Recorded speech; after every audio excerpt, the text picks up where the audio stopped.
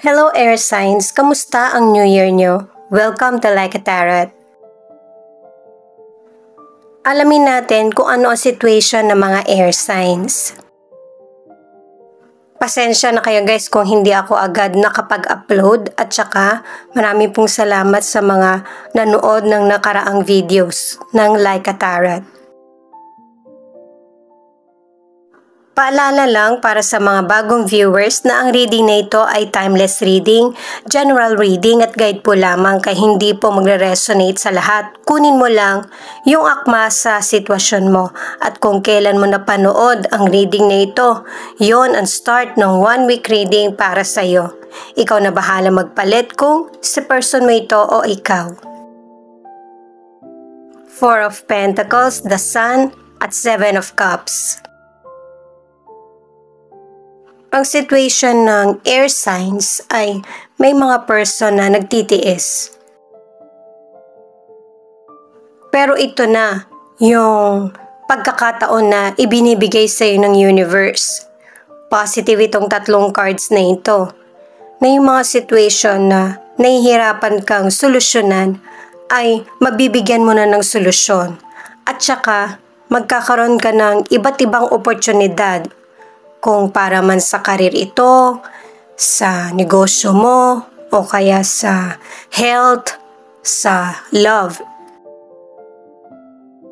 At saka alam ng Diyos kung ano talaga yung kailangan mo at yun yung pinakauna niyang ibibigay sa iyo. Ang ilan sa inyo sa career at saka financial, pinapakita na gusto mo magkaroon ng solid na pundasyon. Kaya kung kailangan magtiis ka o kaya ibigay lahat ng effort mo, ginagawa mo. Magiging stable yung career mo at magiging stable din yung income mo. Magiging maganda yung development ng career mo, lalo na't ang ilan sa inyo sa malaking kumpanya ka nagtatrabaho. At kung naghahanap naman ang ilan sa inyo ng trabaho, tatlong cards na ito ang nagsasabi na makikita mo na ito. Pero kailangan suriin mo kung ano talaga yung pinaka alam mo or kailangan. Sa mga single naman, ang tagal mo ng single. Ang ilan sa inyo, yung mga taong nire-reject mo kasi hindi mo type eh. Sila yung mga tao na pwede mong makarelasyon. Kaya kung meron ka mga standards, babaan mo. Kilalanin mo yung mga taong nagkaka-interes sa'yo kasi pipili ka pa lang naman eh. Ano man ang gender mo. Ang ilan naman na nasa relationship, ang advice ng mga cards, kailangan happy ang relasyon nyo ng person mo, hindi yung nakakasakal. Kasi pareho naman kayo ng person mo na totoo yung nararamdaman.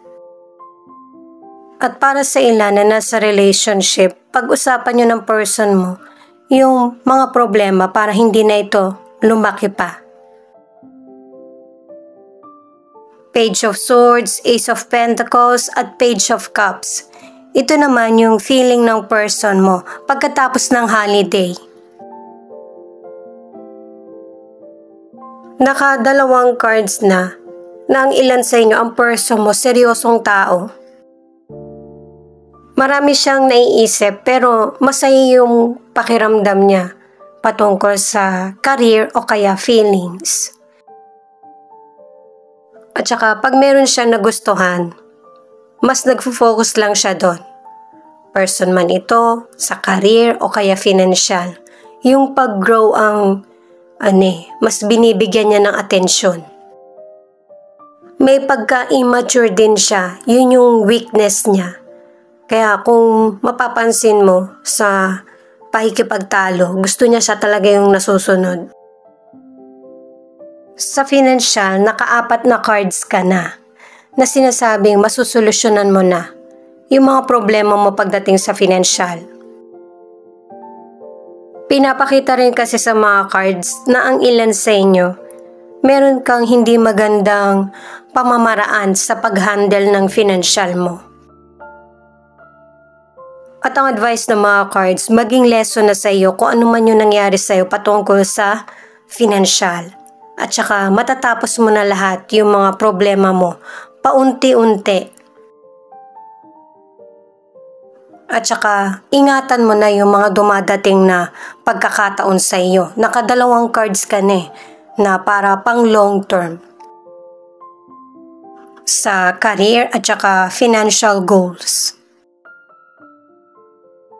Sa mga single naman, merong new love na darating sa buhay mo. At saka itong person na to masyadong obvious na gusto ka niya.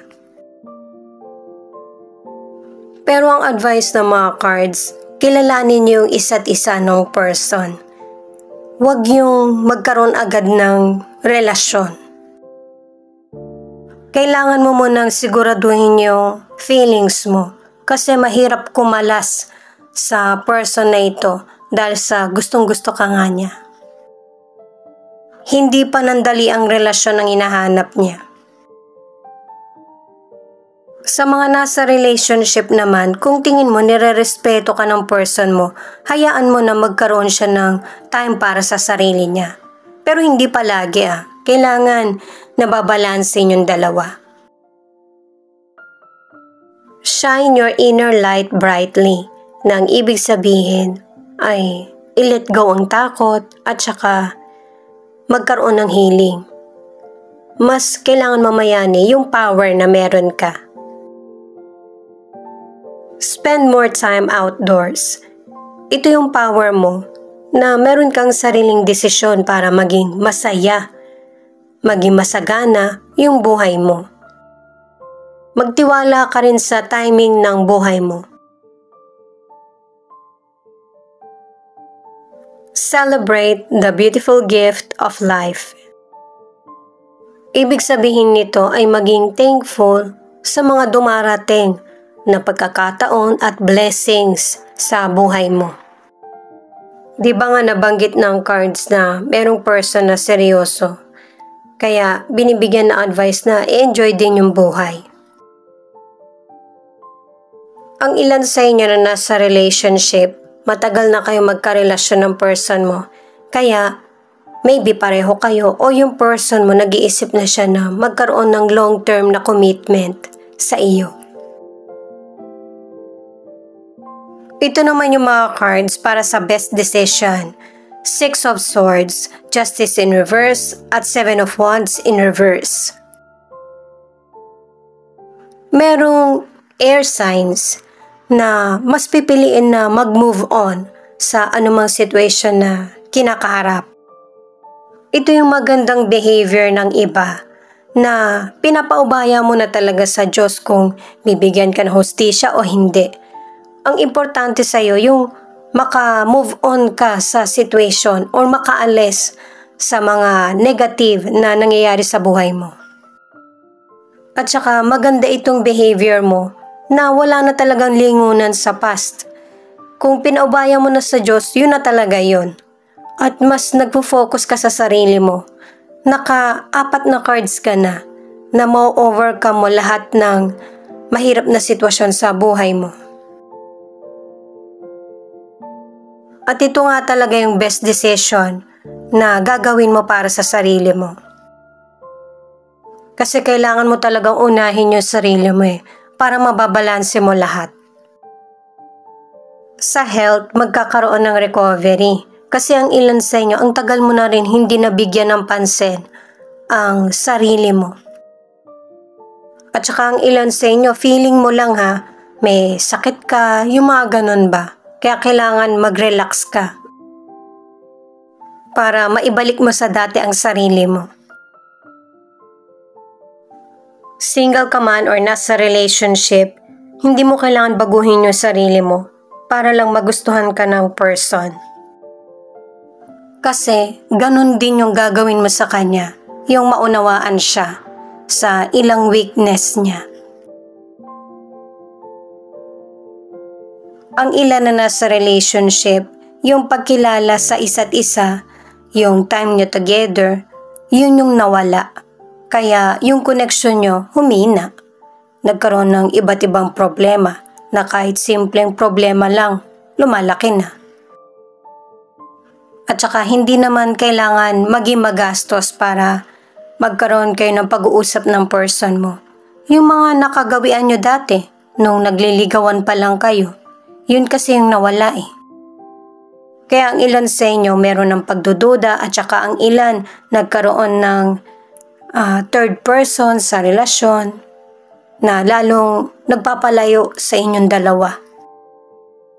Kung hindi pa ito nangyayari, mas mabuti kasi marami ka pang chance na para mas maging happy ang relasyon nyo. Pero kung nangyayari na, kailangan nyo mag-usap ng person mo. Para sa mga single, ang advice ng mga cards, nakatatlong cards ka na i-enjoy yung pagkilala sa potential person. Angel number 54. The number is proving that changes are good in your life. Trusting your abilities will get you the best in stressful situations.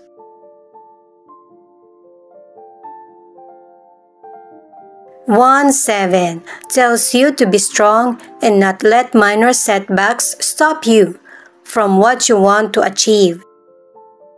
Di ba sinabi na rin ng mystical card na kailangan mong i-let go yung takot at saka magtiwala sa timing. 999. You are approaching your dreams fast, really fast, but first the universe is asking you to release the burden surrounding your finances and have faith that all is working out. Type 9999 if you believe. Connected yung mga cards mo, lalo na sa financial. Kasi maganda na yung magiging takbo, diba? Pangatlong card mo na yan. Alamin naman natin yung additional cards. Thank you sa mga nag-like, share, comment, and subscribe. Ingat po kayo palagi. Ito yung una mong card para sa additional card. King of Swords. Ang ibig sabihin nito ay kailangan mo munang i-set aside yung emosyon mo. Kailangan mo munang i-grab yung mga oportunidad na dumadating. Kasi meron kang kakayahan na ma-handle anuman ang challenges na darating sa journey na tinatahak mo. Itong Six of Cups naman ay binibigyan ka ng advice na pag-isipan mong mabuti yung mga choices mo. Nakadalawang cards ka na. Kailangan mong tingnan yung mga nakaraang desisyon mo. May cycle na kailangan mo ding tapusin para makapagsimula ng bago. Itong Four of Swords ay decision. Marami kang positive cards na kailangan mong pagdesisyonan nang hindi ka nagmamadali. Kung kailangan mag-step back ka muna, gawin mo. Kahit may delay na sitwasyon, huwag mo pa rin pagdudahan ang sarili mo.